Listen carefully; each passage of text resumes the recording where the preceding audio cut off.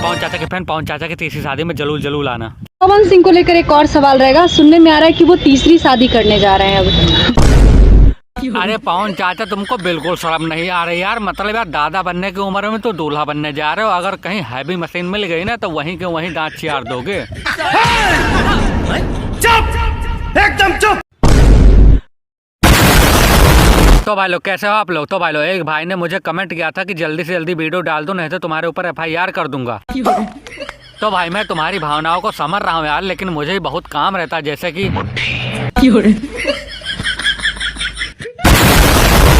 तो भाई लोग हमारे पवन चाचा बिल्कुल बुढ़ापे में सठिया गए हैं। मतलब 60 की उम्र में पेंशन लेना चाहिए था, तो शादी करने जा रहे हैं वो भी तीसरी।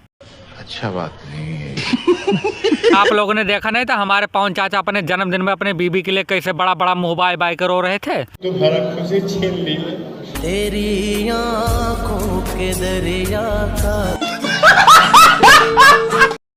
मतलब जब बीबी थी तो उस पर ध्यान नहीं दे रहे थे, तब ये नई नई ढोंड़ी ढूंढ रहे थे उंगली करने के लिए। क्या बात करता है यार। और अब ना ही बीबी है और ना ही नई नई ढोड़ी मिल रही, इसीलिए घर पर बैठकर अपना गुरूर में ते ऐसा कोनो गलती मत करिए, नहीं तो अगला जन्म में मरद मेहरारू तका हिजड़ा बने के लायक ना छोड़ो। मतलब ऐसे पवन चाचा को रोते हुए देखकर उनकी अम्मा से बर्दाश्त नहीं हुआ, इसीलिए इनकी तीसरी शादी फिक्स करा दी। और जब से हमारे पवन चाचा ने ये सुना कि मेरी तीसरी शादी होगी, तब से हमारे पवन चाचा देसी का पौवा मारकर कच्छे में नागिन डांस करते हैं। नागिन डांस यकीन ना हो तो ये देख लो।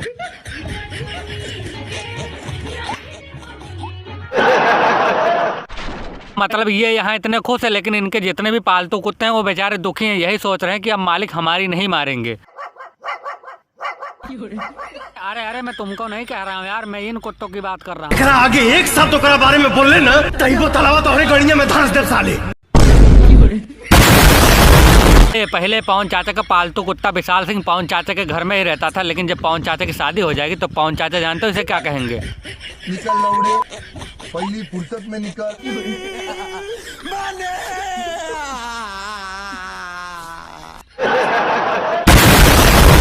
लेकिन पवन चाचा हम तो आपसे यही कहेंगे कि शादी के बाद भी इस कुत्ते को अपने घर में ही रखो। काहे कि शादी के बाद साया साड़ी बिलाओ तुमको न धोना पड़ जाए यार। ये रहेगा कम से कम साया साड़ी बिलाओ तो धो देगा। हरामी हो